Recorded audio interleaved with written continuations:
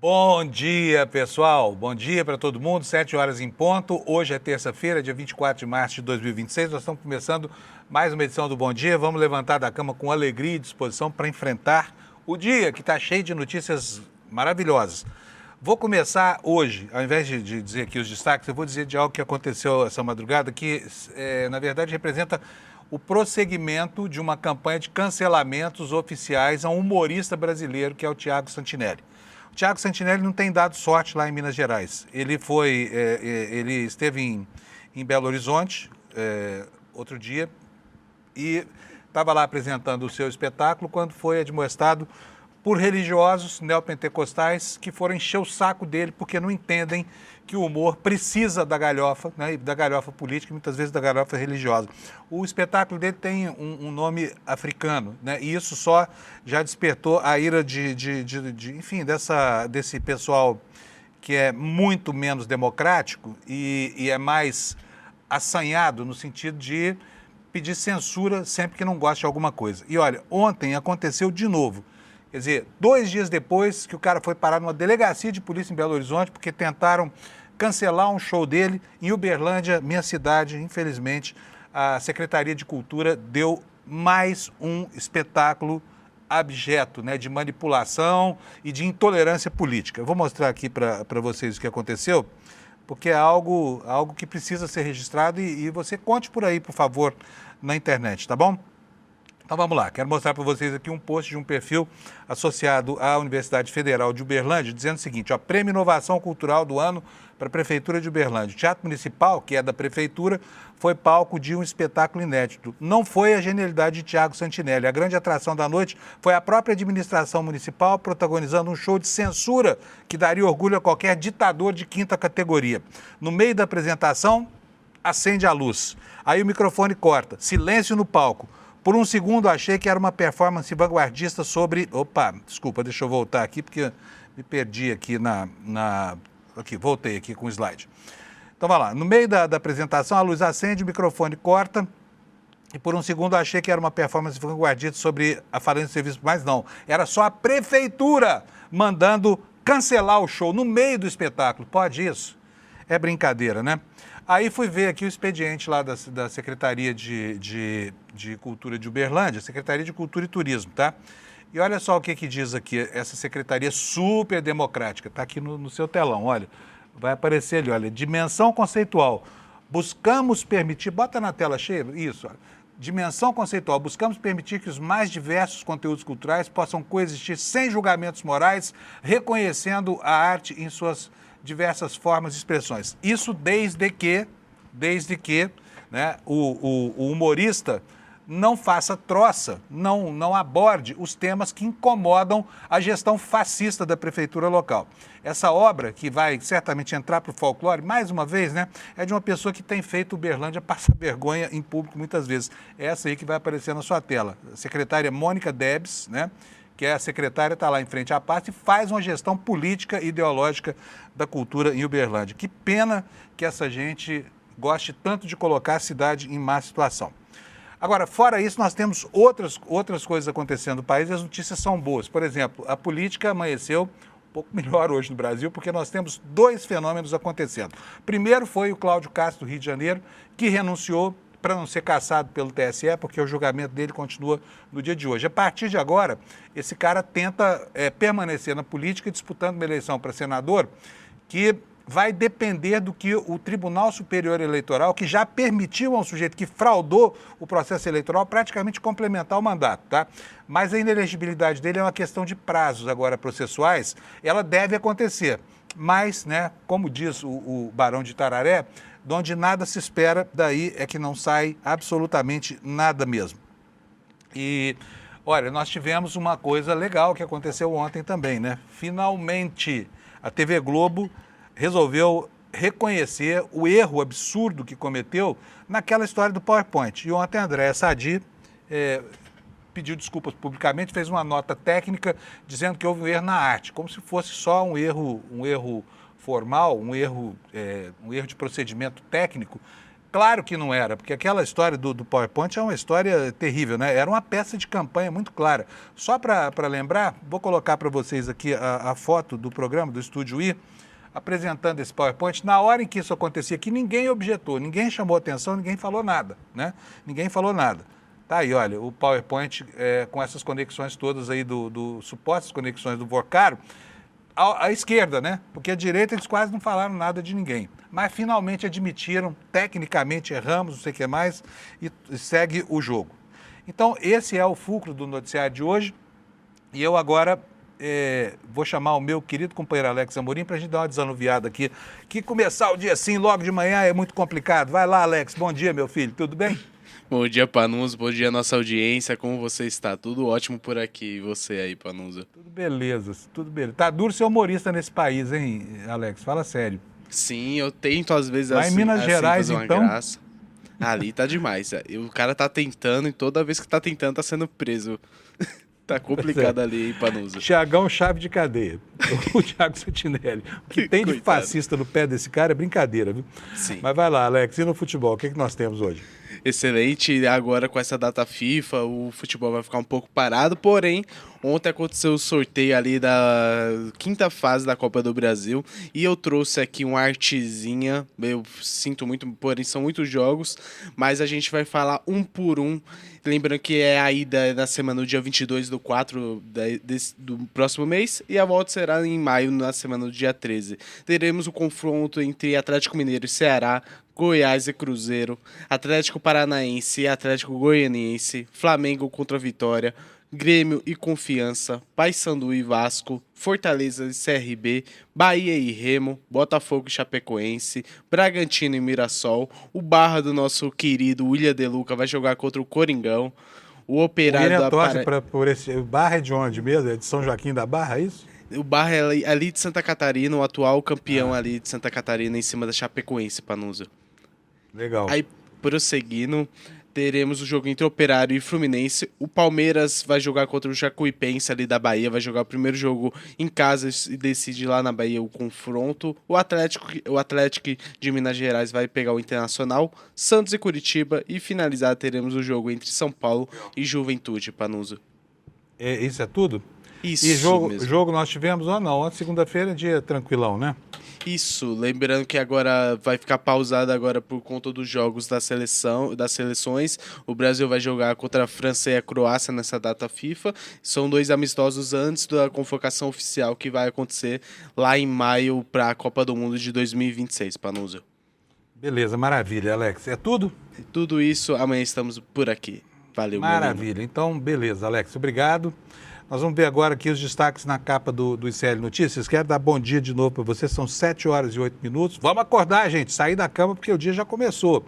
Vamos nessa? Tem muita notícia para a gente ver aqui hoje. Olha, primeiro de tudo, no destaque principal aqui no nosso site, o ministro André Mendonça determinando a prorrogação da CPMI do INSS. Cansou de esperar o senhor Davi Alcolumbre, tá bom? E na manchete secundária, aqui embaixo da mesma retranca, a informação de que o ministro André Mendonça também autorizou a Polícia Federal a leiloar carros e motos de luxo que foram apreendidos nas investigações sobre os desvios no INSS, né? Temos aqui como segundo destaque na capa do nosso site a situação deste ser pândego que está a 1 milímetro de ser cassado pelo TSE, então ele tomou a providência de renunciar antes para evitar esse espetáculo, né, na sua biografia, o fato de ter sido cassado, mas não se livrou da inelegibilidade que obviamente vem aí, né? A manchete é: Cláudio Castro renuncia ao governo do Rio sob pressão política e julgamento do TSE. Sucessor será escolhido dentro de um mês. Falta candidato lá no Rio, tá? Presidente da Assembleia está preso, o vice está fora e não sobrou ninguém, só o presidente do Tribunal de Justiça, que vai ser obrigado a convocar uma nova reunião, uma nova eleição, para que o Estado possa ter um governador até o dia 31 de dezembro, né, quando termina o mandato desse senhor que está aí, que vai ser julgado hoje, tá bom? Então hoje é dia de grandes emoções, né? Vamos saber o que o TSE vai fazer. Tribunal, que eu repito, permitiu a esse governador, a despeito da gravidade do comportamento dele, que fraudou eleições se aparelhando de uma fundação da UERJ, da Universidade do Estado do Rio de Janeiro, para contratar cabos eleitorais aos milhares, 20 e tantos mil, 27 mil cabos eleitorais pagos em dinheiro na boca do caixa com grana dessa fundação ligada à Universidade do Estado do Rio de Janeiro. Bom, vamos aqui para os outros destaques secundários, no cantinho da página. Eu vou aumentar para você poder ler comigo. Tá aí, olha, primeira manchetinha, me senti enganada. Lá em Belo Horizonte, a coisa tá ruim para essa igreja da Lagoinha, hein? Os fiéis estão finalmente acordando para o fato de que aquela espelunca é também uma instituição dinheirista, né? Enrolada com gente tipo Daniel Vorcaro, o Zetel, que era praticamente o dono do boteco lá, e começa a cobrar respostas sobre os escândalos, a sucessão de escândalos em que André Valadão e companhia meteram a sua igreja. Lá em Brasília, o mais enrolado de todos os personagens da trama de Vorcaro e aquele que tem ficado na sombra, né? O governador Ibanez. Ele foi proibido de vender uma área de preservação ambiental lá no Distrito Federal que integra o rol de 9 imóveis que ele destacou para tentar fazer dinheiro para salvar o banco que ele afundou. Então está proibido, não pode mais ceder a área da Serrinha lá do Distrito Federal, que é uma área de onde vem boa parte da água servida aos habitantes do Plano Piloto. Com relação ao Bolsonaro, a informação é de que ele deixou a UTI, melhorou, está sendo transferido para um quarto de hospital em Brasília, mas o Bolsonaro, preciso dizer para vocês, está na iminência de ir para casa de novo, tá? Vai cumprir prisão domiciliar em casa, muito provavelmente. A Procuradoria-Geral da República já se manifestou e entende que o Bolsonaro precisa ir para casa, tá? E há uma questão de isonomia por causa do tratamento, né, delicioso que o Supremo Tribunal Federal deu ao ex-presidente Collor, que só ficou 4 dias na cadeia, né? Depois de tudo que roubou na vida, está lá porque diz que tem senilidade e depressão e não sei o que mais, né? E o Bolsonaro quer um tratamento equânime, compatível com esse oferecido ao outro ex-presidente. Bom, do Paraná chega a notícia de que o Ratinho Júnior desistiu da campanha e não vai ser mais candidato à presidência da República, vai ficar mesmo, tentar voltar ao governo do Paraná. E aí não precisa se desincompatibilizar, não precisa nada, né? E com isso, o que acontece? Sobe o governador de Goiás, Ronaldo Caiado. Ronaldo Caiado, que está agora cotado como sendo o futuro candidato do PSD à presidência da República, prenunciando um pleito em que nós vamos ter aí, até agora, 2 candidatos da extrema-direita, Caiado e o Flávio Bolsonaro, e por enquanto o centro está calado, o centro político do Brasil está calado. E não adianta dizer, não, o Caiado é do PSD, PSD é centrão, centrão é centro. O Caiado nunca foi um sujeito de centro-direita, ele sempre foi um cara da extrema-direita, desde o tempo da fundação da UDR, lá em 1988, durante a Constituinte em Brasília, né? E agora ele que pleiteou tanto, parece que conseguiu o espaço político. Mas ao mesmo tempo, né, os olhos começam a se voltar para a gestão dele em Goiás. E aí descobre-se isso, olha, coisas como essa aqui, olha, uma denúncia de má gestão. O governo dele gastou 250 milhões reformando o autódromo de Goiânia, só que esqueceram de arrumar uma cratera lá e por isso uma competição do MotoGP acabou ficando prejudicada. Esses aqui são os destaques de hoje, tem mais, né? Nós temos que falar sobre a situação do Golfo. Ontem o Trump, piscou. Trump piscou, disse que o Irã tinha pedido uma trégua, que estão negociando. O Irã não só desmentiu, como enfiou bomba durante a noite lá em Tel Aviv. Então, a história que ele contou ontem lá para o seu eleitorado, para justificar o seu recuo, foi uma história que acabou mais rápido do que supunha a imprensa americana, tá bom? Uma vergonha a mais, né, para essa guerra ridícula e sem nenhum objetivo definido, movida por pura vaidade pessoal de um homem que está beirando ali a senilidade absoluta. Esses são os destaques, já são 7 horas e 14 minutos. Eu vou chamar aqui logo o Kleber Lourenço, porque o Kleber tem um monte de novidades para nós hoje. Bom dia, Kleber. Bom dia Panunzio, bom dia, comunidade do ICL, tudo bem? Tudo bom, Kleber Lourenço. Olha, vamos começar por onde? Vamos começar pela prorrogação da CPMI do INSS, não é isso? O ministro André Mendonça ontem mandou dizer ao Alcolumbre que perdeu a paciência de esperar por uma decisão dele, não é isso? Ainda deu um prazinho para ele se virar lá e decidir o que fazer, não é isso, Kleber? Isso, vale lembrar também que as relações entre André Mendonça e de Davi Alcolumbre não são das melhores, Panunzio. Assim como Davi Alcolumbre colocou todos os empecilhos possíveis para indicação de Jorge Messias para a cadeira aberta que era do... Nossa, agora me fugiu completamente o nome do Roberto Barroso no STF. Ele também criou dificuldades para a indicação do André Mendonça quando ele foi indicado ao STF. Inclusive, uma das discussões que vem rolando nos bastidores de Brasília, que inclusive aliados de Jorge Messias, e inclusive André Mendonça é um desses aliados de Jorge Messias na sua caminhada para o STF, é a de que Davi Alcolumbre teria algum problema com os evangélicos. Afinal de contas, ele criou dificuldades para Mendonça e agora cria para Jorge Messias. E o que há de comum entre os dois é a questão evangélica. Nessa decisão... Pode falar. Desculpa, Kleber, só para lembrar que Davi Alcolumbre é judeu, né?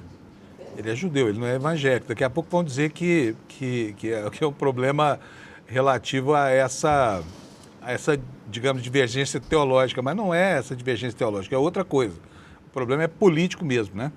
É que eles usam isso como um debate político para conseguir, por exemplo, o apoio de parte da bancada evangélica na eventual votação da indicação de Jorge Messias, que a gente sabe que parte da bancada evangélica no Senado é mais favorável às teses da extrema-direita e possivelmente poderiam até mesmo ser contra a indicação de Jorge Messias, criar dificuldades. Então é uma forma de ele criar identidade com esse público que talvez não apoiasse ele, até por ser uma indicação do presidente Lula, Panunzio. Mas nesse caso do ministro André Mendonça, é bem importante ressaltar que ele coloca em um dos trechos a seguinte informação. Ele reconheceu a existência de uma omissão imotivada e inconstitucional por parte da mesa diretora e da presidência do Congresso, no caso, Davi Alcolumbre, em relação à decisão de prorrogação. Vale ressaltar de qualquer forma que é muito estranho também a forma como isso se conduz, porque o Davi Alcolumbre ele poderia basicamente ou indeferir essa prorrogação ou deferir a prorrogação. Então, ele precisaria tomar uma decisão e até o momento ele se mantém em silêncio. Assim como também ele não está convocando a sessão do Congresso Nacional para que sejam votados vetos presidenciais e, consequentemente, também seja instaurada a CPMI do caso Master. Davi Alcolumbre, que tem aliados ali, alvo das investigações envolvendo o Master, e que é totalmente contra qualquer tipo de apuração em relação a esse assunto. Porém, vale ressaltar que a existência ou não da CPMI, do INSS ou qualquer outra comissão parlamentar de inquérito que investigue esses casos não impactam em nada as apurações que estão sendo feitas na Polícia Federal e que essas sim podem trazer o resultado. O objetivo da CPMI, até a gente já conversou outras vezes, né, Panunzio, tem mais aquele objetivo de abastecer a imprensa com seus vazamentos do que com, de fato, um trabalho de qualidade ali investigativo. A última CPMI que a gente teve de trabalho com qualidade investigativa foi a da Covid, mas aí vem de um cenário totalmente diferente, porque o governo Bolsonaro era contra qualquer medida de prevenção, se recusava a fazer qualquer tipo de investigação sobre os demandas e, na verdade, o governo Bolsonaro ajudou ali e promoveu o vírus durante o seu governo e promoveu a doença e o alastramento da doença durante todo o país. Então, diante da inação das autoridades, foi necessário uma CPMI. Nesse caso, não há inação das autoridades. As autoridades estão investigando, a Polícia Federal está investigando o caso, então se torna mais um palanque eleitoral e mais, na verdade, um celeiro de problemas. A gente já falou aqui sobre como esses vazamentos problemáticos da CPMI podem abrir margens até mesmo para anulações ou causas que podem ser favoráveis à defesa dos investigados do caso Master, né, Panunzio? É isso aí. Quero ler aqui uma frase que você mesmo colocou na matéria. Está dizendo o seguinte, ó, não se revela constitucionalmente legítima a omissão administrativa que inviabiliza por obstáculo meramente procedimental a apreciação do requerimento de prorrogação regularmente apresentado. O bom é que agora essas autoridades da República declaram textualmente, né, a divergência das posições, né, Kleber? Porque é uma bronca em cima da outra, né? Exatamente. Tendo esse pano de fundo de que André Mendonça até hoje não engoliu muito bem as dificuldades que Davi Alcolumbre, quando era presidente da CCJ, fez a indicação do seu nome. Então, desde aquela época, há uma rixa entre os dois e deixou aquela situação toda um gosto amargo na boca de André Mendonça, que agora deu o seu troco nessa decisão. André Mendonça, que vale ressaltar, o histórico de decisões dele no STF vão na contramão disso. Ele sempre foi um defensor ali de que os poderes não devem interferir um no outro, sempre a mínima interferência, e aí ele deu uma decisão bem chamativa, importante para os parlamentares que estavam reclamando dessa falta de posição, mas que chama a atenção. Do ponto de vista investigativo, a CPMI não agrega em nada, mas do ponto de vista ali, jornalístico, ela agrega em muito, né? Muito, muito mesmo. Pelo menos é a graça do espetáculo, né? Olha, assunto número 2, prisão domiciliar de Jair Bolsonaro. A Procuradoria-Geral da República agora está a favor de mandar o Bolsonaro para casa. Por quê, Kleber? Olha, a Procuradoria-Geral da República adotou, inclusive, os argumentos que já vêm sendo repetidos pela família de Jair Bolsonaro e pelos seus filhos, esposa e afins, e também apoiadores, de que a questão de saúde, de que ele já tem muitos problemas, de que ele é uma pessoa idosa. Ontem eu falei um pouquinho sobre isso também, numa entrada muito rápida, aqui no ICL, e vale ressaltar que, apesar de ser fundamentado na questão de saúde, Bolsonaro, antes de ir para o regime fechado, ele estava na prisão preventiva domiciliar. Então, ele estava em casa, ele estava ali, tendo inclusive o que ele havia pedido. Ele foi para regime fechado e foi para a prisão porque ele, primeiro, estava sozinho em casa e, 2, ele tentou violar a medida cautelar ao tentar quebrar o lacre da tornozeleira, o que a Polícia Federal encarou como uma tentativa de fuga. Então, temos 2 pontos importantes aí. Ele foi para a prisão fechada porque ele violou uma medida cautelar, de várias que ele violou ao longo do período de prisão preventiva e das medidas cautelares que ele teve antes da condenação em definitivo, e ele estava completamente sozinho em casa. Hoje, na prisão, ele tem acompanhamento integral, ele tem acompanhamento, inclusive, de saúde, muito melhor que milhões de presos nas cadeias brasileiras, inclusive muito melhor que centenas de cidadãos brasileiros que estão livres e que têm liberdade, não estão cumprindo pena, não estão ali punidos por algum tipo de crime. Então, ele tem um acompanhamento muito melhor já na prisão, e vale ressaltar que esse pedido de prisão domiciliar humanitária chega a ser de um cinismo atroz, né? Dado o histórico do ex-presidente em relação à defesa dos direitos humanos e à questão carcerária. Eu até separei alguns vídeos e declarações do próprio ex-presidente Jair Bolsonaro sobre o tema. Eu vou pedir para a gente assistir um pouquinho esses vídeos. Vamos lá. Alex, cadê o vídeo? Só um minutinho, o Anderson já está calçando aqui o vídeo. Sou Muito favorável. cedo. A CPI, no caso Chico Lopes, tivesse pau de arara lá. Ele merecia isso, pau de arara. Funciona. Eu sou favorável à tortura, tu sabe disso. Gente com pena de presidiário, pô. Lá é lugar do cara se ferrar, pô. Vai se explodir, pô. Lá é o lugar dele pagar seus pecados. E o objetivo da cadeia é tirar o canalha da sociedade, não é recuperar, não. Cadeia é igual coração de banho pra mim, sempre cabe mais. Então, veja só, agora o próprio Bolsonaro vai contra o Bolsonaro no histórico dele, que ele defende a tortura, defende ali que a prisão tem que ficar lá mesmo e não pode soltar, que qualquer tipo de benefício é muito bom para o preso e muito ruim para a sociedade, e agora ele está nessa situação, no mínimo, contraditória, Panunzio. Pois é, e ontem teve uma reunião também, quer dizer, eu não sei se teve, estava anunciada, não sei se efetivamente aconteceu entre a Michelle Bolsonaro... Isso, no final da tarde. E o ministro... Aconteceu a reunião, Aconteceu. Então? Isso. E aí, temos o resultado dessa reunião, Kleber?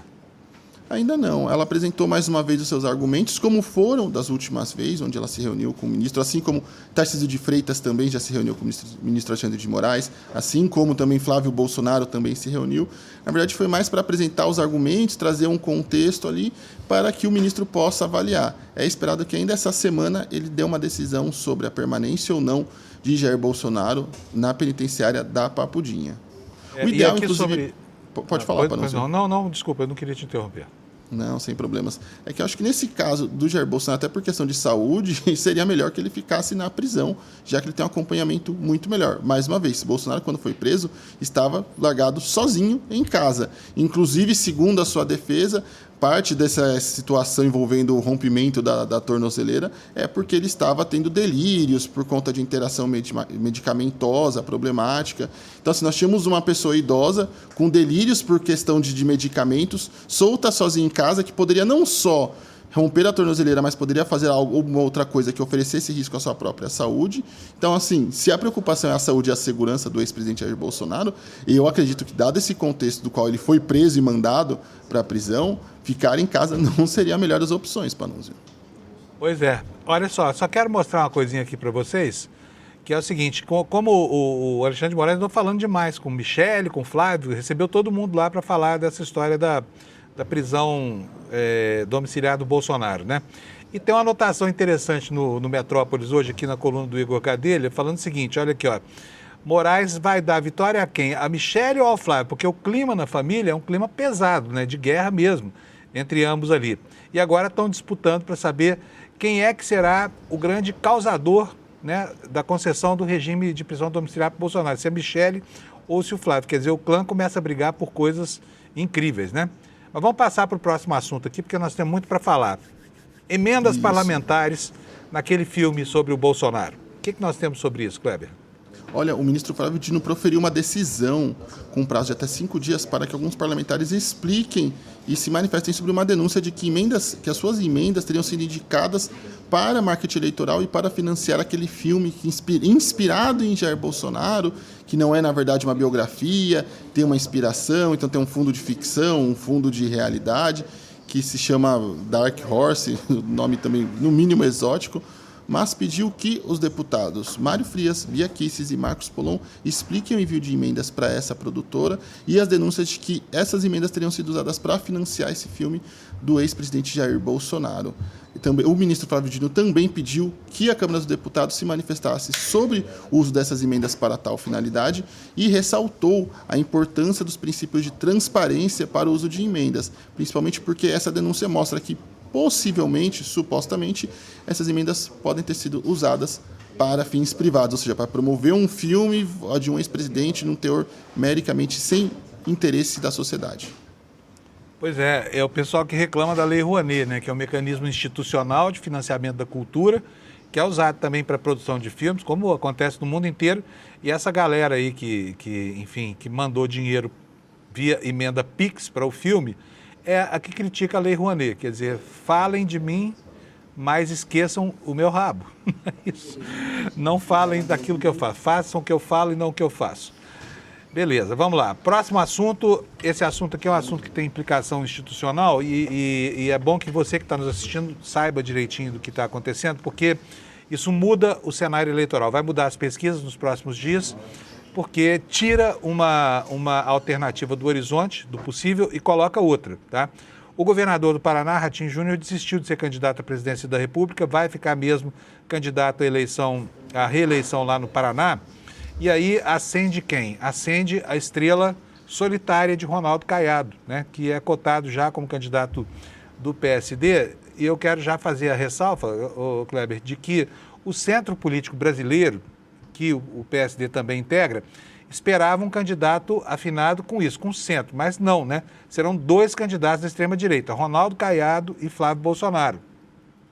Isso mesmo. Na verdade, Panunzio, fala-se muito sobre a sociedade brasileira tem uma demanda por um candidato do centro, a terceira via, a gente tem toda vez esse discursinho, mas, na verdade, o que falta é demanda, de fato. Não tem uma demanda para isso. Se houvesse uma demanda da sociedade brasileira por um candidato de centro e afins, teríamos candidatos ali competitivos. Nenhum desses candidatos que se apresentam como uma pertence à terceira via, e aí daqui a pouco eu falo um pouquinho mais sobre isso, são competitivos. Eles ficam ali, na melhor das hipóteses, na casa dos 5%. Então não há demanda na sociedade brasileira. A sociedade brasileira não busca uma terceira via, um candidato ali metafórico, nem esquerda nem direita, que seja para frente, ou aquele todo tipo de sandice que é falada sobre esse assunto. Além disso, os candidatos que se apresentam também como postulantes da pretensa terceira via são todos com inclinações à extrema-direita. Vale ressaltar que, por exemplo, o próprio Ratinho Júnior era, sim, favorável a uma anistia aos criminosos do 8 de janeiro, inclusive aqueles que arquitetaram e construíram um plano de tentativa de golpe em 2022 e 2023.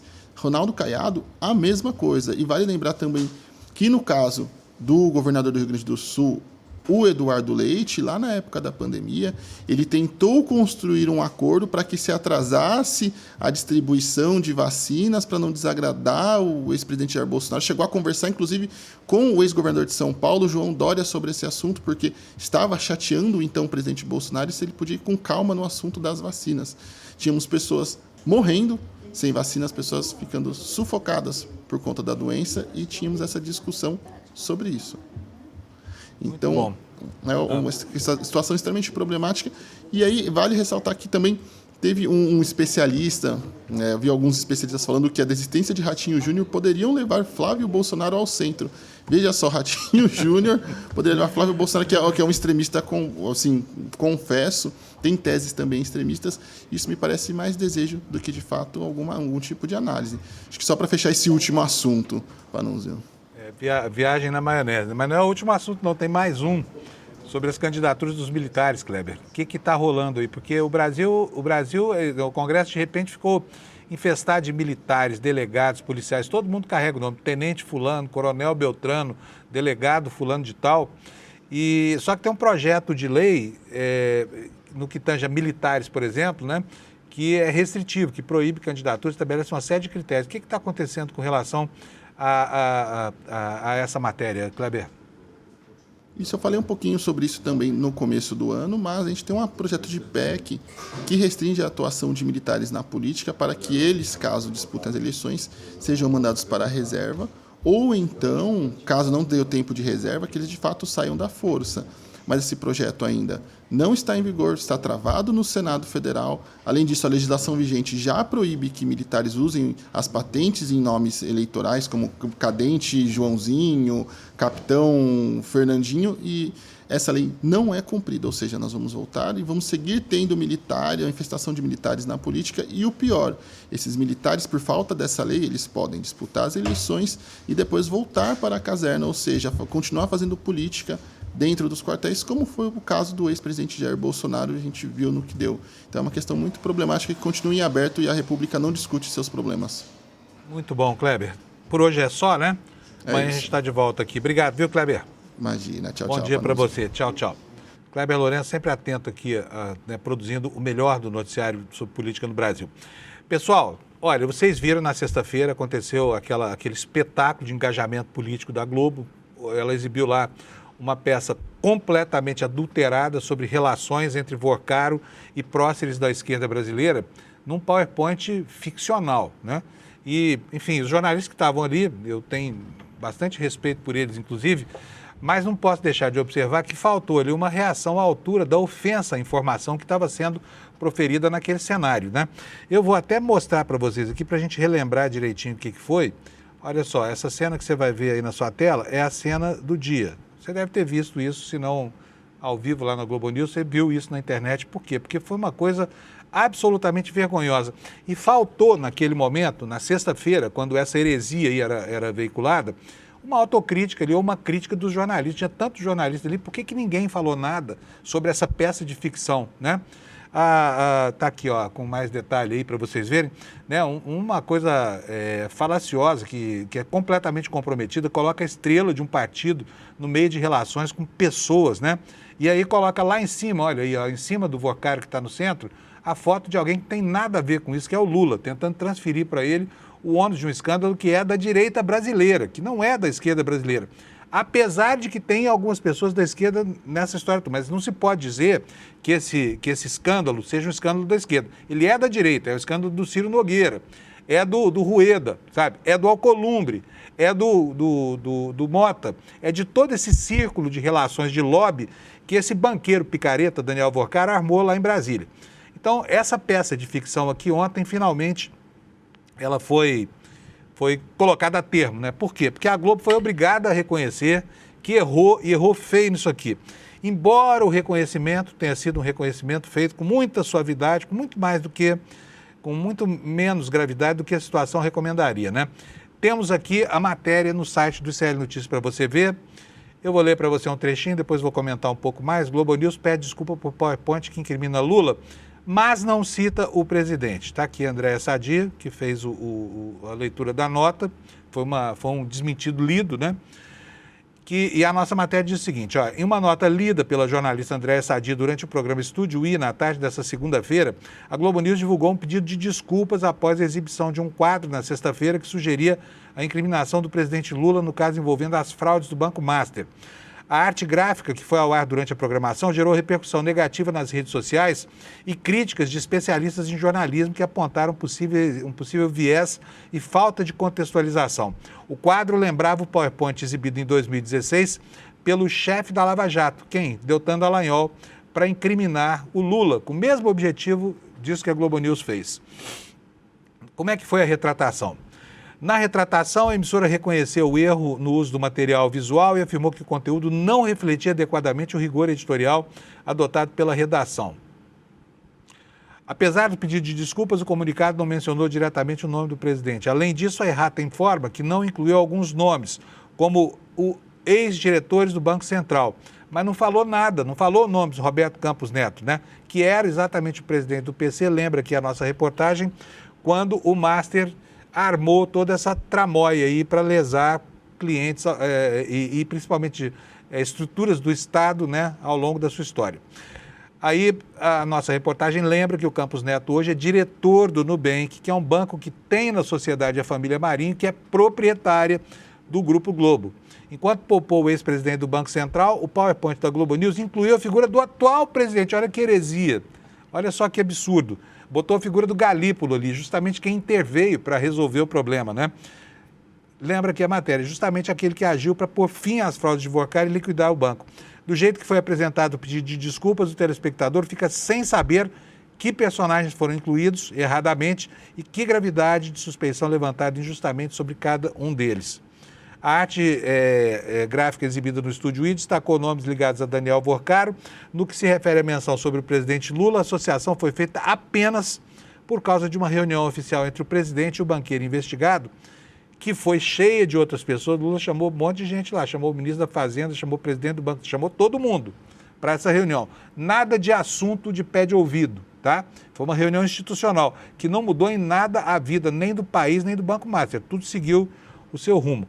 E se você quiser assistir a esse pedido de desculpas da Andréa Sadi, entra na nossa página no iclnoticias.com.br, o assunto está na manchete, e aí você tem aqui um filme que eu não vou reproduzir porque esse é um vídeo que tem direitos autorais da Globo e eu não quero ter problemas aqui expondo o ICL, né, a um bando do YouTube, tá bom?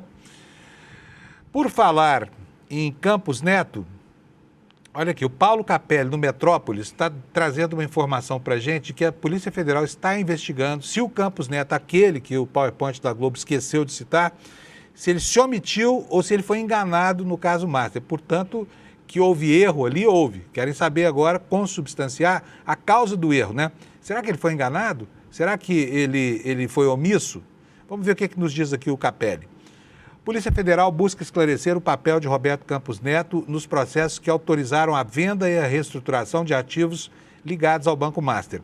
O inquérito tem como foco determinar o grau de conhecimento da autoridade monetária sobre as irregularidades que cercavam a instituição financeira no momento em que as operações receberam aval oficial. Os investigadores querem descobrir se Campos Neto foi deliberadamente enganado por um corpo de diretores que teria utilizado métodos como a falsificação de assinaturas e adulteração de documentos para camuflar a real atuação do Banco do Vorcaro, ou se de fato ele possuía ciência das fraudes e optou por autorizar a transação mesmo diante de sinais de alerta. Ontem, aliás, aqui mesmo, no Desperta, o Kleber Lourenço mostrou para a gente uma manifestação do Banco Central antecipando esse problema em 2024, quando o banco ainda sequer figurava nas manchetes policiais, né?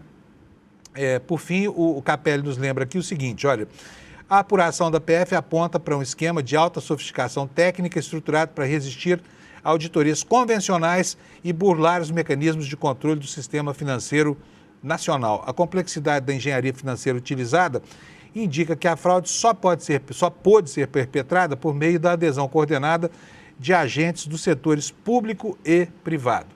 Portanto, está aqui, a Globo esqueceu Campos Neto, né? Lapso, quem é que não tem um lapso ou outro uma vez na vida, né? Mas a Polícia Federal não, e está investigando o que foi que aconteceu que justificou o comportamento errático que teve o Banco Central nessa história toda, tá bom? Vamos passar para o próximo assunto. É o seguinte, o pessoal da CPMI do INSS está enrolado com fraudes contra aposentados, né?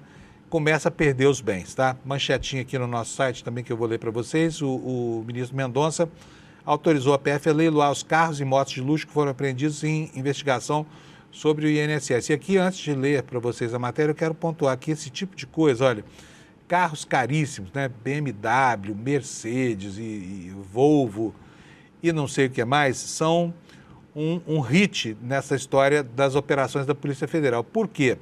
Os ladrões de dinheiro público, obviamente, são dinheiristas, eles amam dinheiro.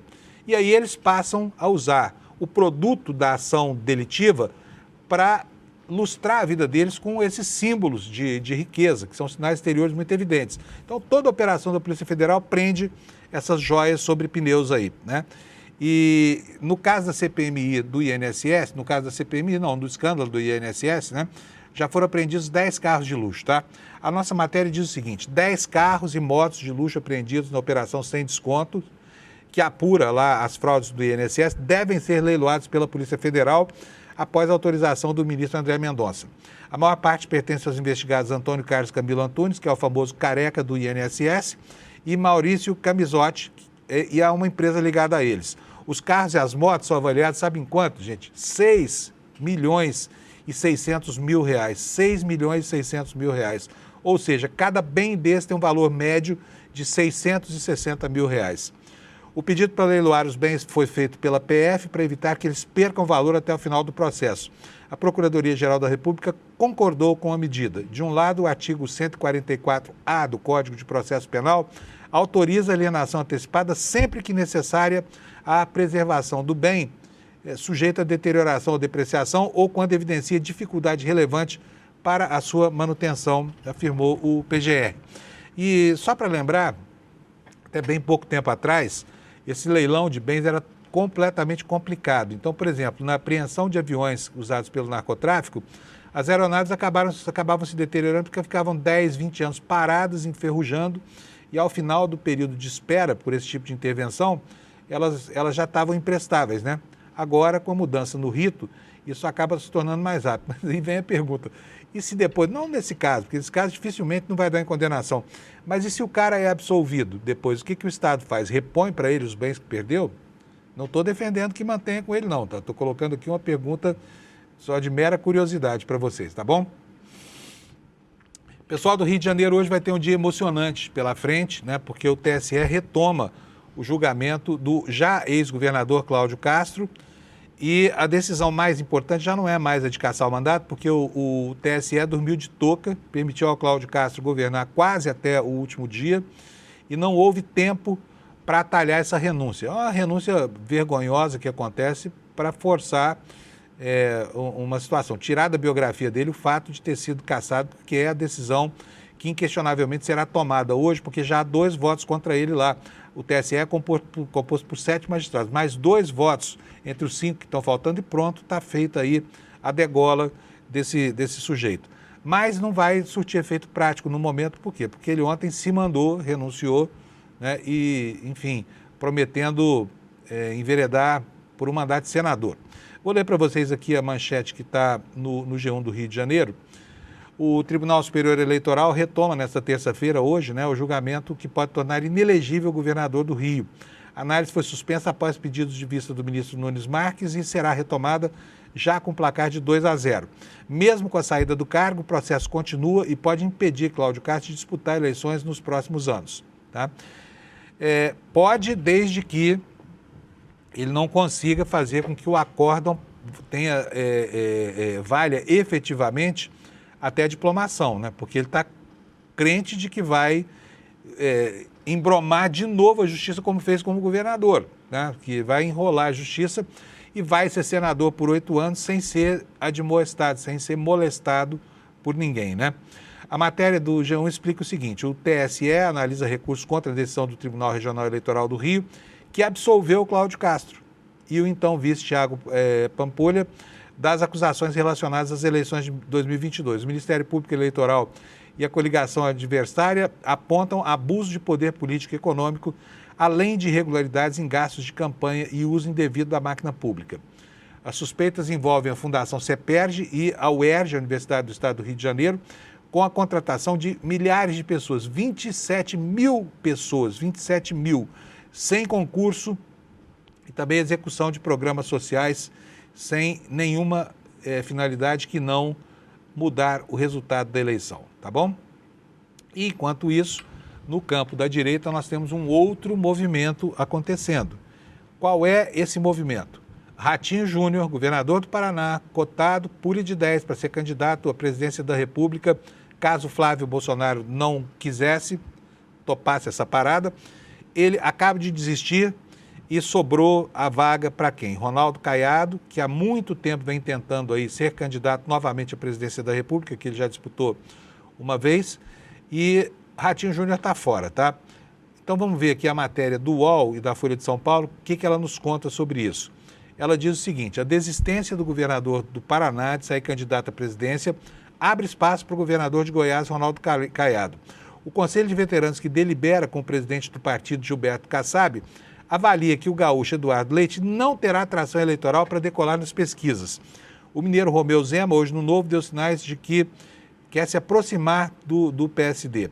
O Zema está numa situação muito complicada, porque ele deixou o estado de Minas em petição de miséria, né? É a maior dívida da história do estado de Minas Gerais, acontece nesse momento, do final do segundo mandato do governador que prometeu governar Minas Gerais como um gestor privado, né? Entregou uma catástrofe, entregou uma conta ruinosa para o eleitor de Minas Gerais, mas não desiste da sua vontade de ser candidato à presidência da República. Voltando aqui à questão do Ratinho Júnior e do Caiado, olha só, continua aqui a matéria. Avaliação de que, eventualmente, ele possa compor como vice numa chapa puro sangue. Né? Aqui está falando do Eduardo Leite, tá? Governador do Rio Grande do Sul, que não tem espaço para se candidatar representando o centro nessa eleição. Como ele também fez gestos para vice do senador Flávio Bolsonaro, nada está definido. São todos movimentos preliminares, é o que nos informa aqui a Thaís Bilenque, do UOL. Então, nós temos aí o Caiado ganhando tração e o Lula Costa Pinto anotou isso no seu texto escrito ontem aqui para o nosso site, dizendo o seguinte: olha, Caiado ganha força, pode atrair o PP com a Tereza Cristina como vice, com ou sem uma federação partidária, tá? O que nos conta o Lula aqui? Na sexta-feira a gente vai falar com ele melhor sobre isso. Tão logo recebeu o telefonema do governador Ratinho Júnior na manhã desta segunda-feira, comunicando da desistência de disputar as prévias do PSD, Gilberto Kassab disparou 5 telefonemas em ritmo frenético. Falou com quem? Ciro Nogueira, Antônio Rueda, Ronaldo Caiado, Eduardo Leite, Tereza Cristina, não necessariamente nessa ordem, mas falou com essa galera toda. Com seus congêneres do PP e do União Brasil, Ciro Nogueira e Antônio Rueda, Kassab fez uma consulta. Ele queria saber sobre a possibilidade de uma coligação entre o PSD e a Federação AP, ou UP. Não escutou negativas, muito pelo contrário, também não ouviu assertivas. No momento, dada a confusão dos cenários estaduais, onde as bancadas locais têm projetos próprios diferentes dos caciques nacionais, a Federação União Progressista, que ainda não foi sacramentada em definitivo pela Justiça Eleitoral, tende a liberar os apoios à presidência sem integrar chapa alguma. Com Ciro Nogueira, o papo avançou um pouco mais do que com o neófito Antônio Rueda. De pronto, Kassab especulou o nome da senadora Tereza Cristina, do PP do Mato Grosso do Sul, ex-ministra da Agricultura de Jair Bolsonaro, como vice numa chapa que seria liderada por um nome de seu partido. Com ou sem União Brasil, ficou claro. Ou seja, a Federação UP, que tem até a noite de 3 de abril para ser formalizada junto ao TSE, diz o Lula aqui, é um bode que pode ser retirado da sala. Tá? Então está aqui a informação completa, né? Nos bastidores, gente, esse Kassab é rápido, hein? É muito rápido, porque ele reagiu na mesma hora. Tradição das ações políticas dele, né? Essa velocidade incrível. E fica sacramentado aqui que o centro político brasileiro, pelo menos até o momento, não estará representado nessa eleição. Vai, provavelmente, a reboque do bolsonarismo. Vamos falar um pouquinho sobre o cenário lá fora? Ontem aconteceu um recuo do governo Trump, um recuo que foi anunciado como se fosse uma vitória. Daquela maneira que o Trump usa para fazer os seus anúncios, né? Aquele tom grandiloquente, assim, estou negociando. As autoridades do Irã me chamaram para negociar. Não era nada disso, na verdade era um recuo. A guerra está custando mais caro ao Trump do que ele pretendia pagar, né? E esse preço alto forçou esse recuo. O que aconteceu no momento seguinte? As autoridades iranianas negaram que houvesse qualquer tipo de entendimento ou negociação, negaram que houvessem proposto qualquer tipo de trégua e mandaram chover bomba em Tel Aviv só para deixar claro qual é a posição, tá bom? Ao mesmo tempo, né, houve uma reação grande, está aqui na capa do New York Times. Olha, eu quero mostrar para vocês, essa aqui é a edição de hoje do New York Times. Olha, o Trump enfrentou uma reação negativa, por quê? Porque ele aliviou sanções ao petróleo que vinha lá do Irã, tá? A notícia aqui na capa do New York Times dá conta do seguinte: o presidente Trump criticou duramente o governo Obama por dar dinheiro ao Irã. Agora, ele apoia um pacote de ajuda que pode render ao país 14 bilhões de dólares, tá?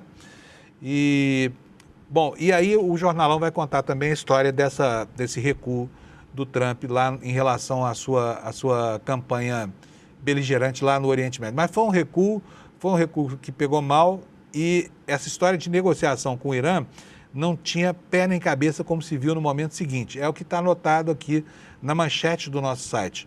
Trump anuncia negociação com o Irã e suspende ataques contra alvos estratégicos, tá? Olha que foto boa dele. Gostou? Tá lindo ele, né? Vamos lá.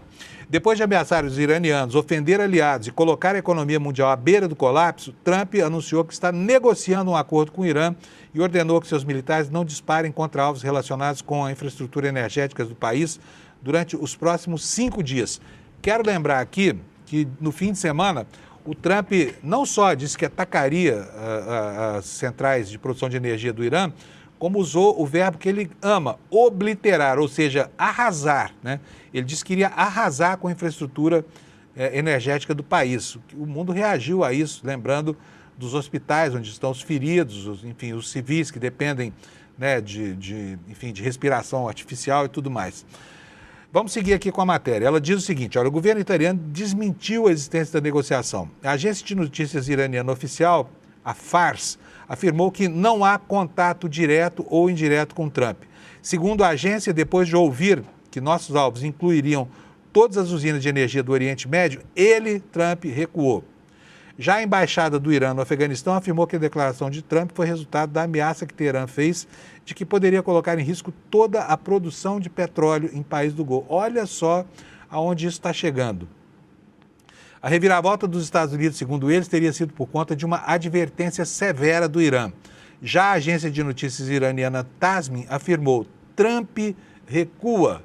É como a notícia foi dada lá no Oriente Médio, tá? Bem, numa declaração oficial, o Ministério das Relações Exteriores do Irã alertou sobre o objetivo do chefe da Casa Branca. Para Teherã, as declarações de Trump fazem parte dos esforços para reduzir os preços da energia e ganhar tempo para implementar os seus planos militares. O Ministério das Relações Exteriores disse o seguinte: sim, existem iniciativas de países da região para reduzir as tensões, que a nossa resposta a todas elas é clara: não somos nós que iniciamos essa guerra. Todos esses pedidos devem ser encaminhados a Washington, foi o que declarou o ministro das Relações Exteriores lá do Irã, né?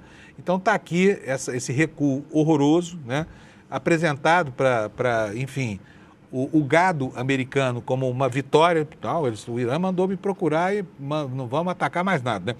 Depois de uma ameaça muito severa, que era de obliterar as centrais de energia do Iraque, o Trump, como é do seu feitio, recua e volta atrás. E só para a gente sacramentar isso aqui, está aqui a informação também no UOL, né, de que o presidente do parlamento do Irã disse mais uma vez, mais uma fonte que desmentiu essa história de recuo do Irã, de pedido de negociação, pedido de trégua, armistício ou qualquer outro tipo de negociação. A matéria dá conta de que o presidente do parlamento do Irã, ele se chama Mohammad Bagher Ghalibaf. Ele afirmou ontem que não há negociações em curso com os Estados Unidos depois que o presidente americano anunciou que estava dialogando com o Irã. Bom, olha só, vamos vir do Irã para Minas Gerais, tá? Fiéis da Lagoinha estão indignados com a participação dessa igreja nos escândalos do Banco Master, tá? E esse assunto é objeto de uma reportagem hoje aqui no nosso portal, no iclnoticias.com.br, tá? os fiéis da Lagoinha começam a cobrar respostas dos seus líderes sobre essa sucessão de escândalos, né? A igreja que, na verdade, virou, desde o começo dos anos Bolsonaro, um palanque da extrema-direita. Tem muito pouco de igreja e tem muito de partido político, essa igreja da Lagoinha, do senhor André Valadão. A matéria do Brasil de Fato, e ela revela o seguinte: a revelação de um possível esquema financeiro envolvendo o Banco Master e a Igreja da Lagoinha tem provocado reações de indignação, surpresa e desconfiança entre fiéis de Belo Horizonte. Em meio às denúncias e ao avanço das investigações, frequentadores relatam abalo na confiança e cobram posicionamento público da liderança religiosa. O caso ganhou repercussão após a divulgação dos relatórios de inteligência financeira que apontam movimentações consideradas atípicas envolvendo empresas ligadas ao grupo religioso. Ao mesmo tempo, desdobramentos da investigação da Polícia Federal com a prisão do pastor, né, da unidade do Belvedere e parceiro de Daniel Vorcaro, o tal Fabiano Zettel, ampliaram a crise dentro da comunidade de fé.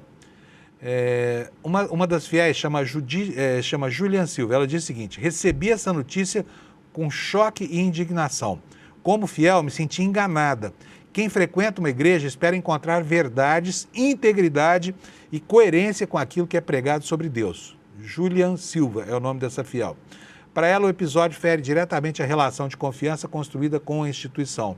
Ela disse mais, ela disse o seguinte: existe uma expectativa de que o que é pregado no altar seja vivenciado na prática. Quando surgem notícias assim, é natural que as pessoas se sintam decepcionadas e passem a questionar. E aí vai, olha, são manifestações de vários fiéis indignados com a gestão política, né, e com o dinheirismo dessa seita que se estabeleceu lá em Minas Gerais, tá? Outro revés que aconteceu, e eu tenho aqui mais um pouquinho de tempo, vou falar sobre isso, é o seguinte: vocês sabem que o BRB, para tentar capitalizar, para tentar encontrar dinheiro, para tapar o prejuízo das ações que foram determinadas pelo governador Ibanez, ele elencou 9 terrenos de grande valor em Brasília, sendo que um deles era uma área de preservação chamada Serrinha, que é um manancial de onde vem boa parte da água servida aos habitantes do Plano Piloto lá em Brasília, né? E em uma matéria da Agência Brasil, o Gabriel Brum, repórter, está nos contando o seguinte: o governo do Distrito Federal foi proibido pela Justiça de vender uma área ambiental para cobrir o rombo do BRB, a decisão do Tribunal de Justiça do Distrito Federal. E ela apontou o risco de subavaliação de áreas da chamada Serrinha do Paranoá. Localizada entre as regiões administrativas do Varjão e do Paranoá, essa serrinha é um extenso trecho de cerrado nativo que abriga 119 minas d'água que contribuem para abastecer o Lago Paranoá. É um manancial estratégico de onde é captada parte da água fornecida à população, e os ambientalistas, acadêmicos, integrantes de entidades civis e moradores da região criticaram muito por isso a proposta do governo do Distrito Federal. Então, esse imóvel sai desse rol de 9 imóveis, agora são só 8, né? E até agora o BRB ainda segue como tendo um banco com futuro incerto. Não se sabe o que vai acontecer com ele, porque ele não conseguiu efetivamente ainda dinheiro para tapar o rombo aberto pela política ruinosa do chefe do governo do Distrito Federal, que é o governador Ibanez Rocha, tá? Com relação ao Bolsonaro, uma última notícia: ele deixou a UTI, foi transferido para um quarto de hospital em Brasília, está lá desde o dia 13 de maio e a nossa reportagem aqui está informando que está tudo bem com ele, né? Quero só lembrar aqui, porque não vai dar tempo de falar mais absolutamente nada, que os filhos e a mulher do Bolsonaro culpavam a polícia pela piora do Bolsonaro. A gente sabe que o Bolsonaro é um sujeito de saúde frágil, está longe de ser aquele cara do físico de atleta que ele mesmo apregoava por aí, mas ele ficou mais seguro lá na cadeia do que em casa, onde errava os remédios, ficava delirante, usava ferro de solda para abrir tornozeleira e com isso acabou criando confusão para si mesmo, né? Até porque obrigou a justiça a tomar providências para mantê-lo enjaulado, já que tentou burlar o esquema que foi montado para que ele fosse vigiado, esse esquema da tornozeleira eletrônica, tá bom? Pessoal, é isso aí, vai começar já o N1. Espero que você fique para assistir, porque essas notícias aqui todas serão discutidas com mais profundidade por lá. E o que não foi possível abordar aqui, você também terá lá, complementando essa visão panorâmica sobre o Brasil do dia de hoje, tá bom? Olha, quero mais uma vez chamar vocês para isso que está aqui no telão. É um documentário que está sendo produzido aqui pelo ICL, que vai fazer uma investigação sobre o golpe do Banco Master, tá? A estreia desse documentário, que está em produção, está marcada para o dia 31 de março, às 20 horas, e nós gostaríamos de contar com você na plateia do lançamento do documentário. Se você quiser, já pode reservar o seu ingresso. Está aqui, olha, despertacl.com.br. Você vai lá, deixa seu e-mail e logo recebe o convite para participar da sessão em que será lançado esse documentário, que é mais uma produção do ICL para ajudar a lançar a luz sobre a história do que se passa nos bastidores da política e da economia do Brasil, tá bom? Quero desejar para você uma ótima terça-feira. A gente se encontra aqui amanhã às 7 da manhã para repassar o mundo das próximas 24 horas. Obrigado pela sua audiência. Até amanhã. O objetivo é limpar a cena do crime para a macharada. E o trabalho deles era assassinar reputações. Essa filosofia aí do bom freio da vida aí, esse energúmeno aí,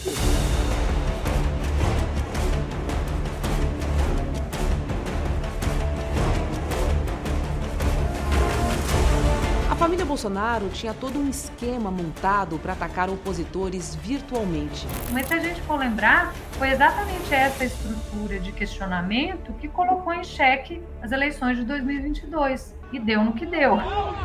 Para quem ainda não entendeu, isto é uma guerra de narrativas. E nos campos de batalha, as máquinas de moer reputações estão sempre à espreita.